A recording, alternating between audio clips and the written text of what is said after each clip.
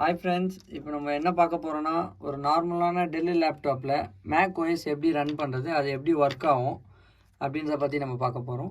இப்போ இந்த லேப்டாப் பாத்தீங்கன்னா Dell Latitude 3340.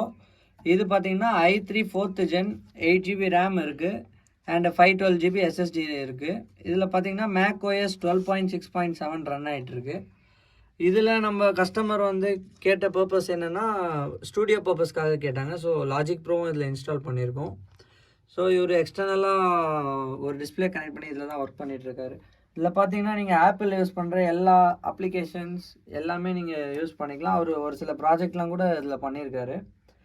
அண்ட் இதிலேயே உங்களுக்கு எல்லா ஆப்ஷன்ஸும் வந்துடும்.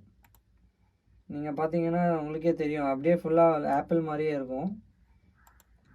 அண்ட் இது என்ன ப்ரைஸ் அதுன்றது உங்களுக்கு டிஸ்கிரிப்ஷனில் போட்டிருப்போம், செக் பண்ணிக்கோங்க.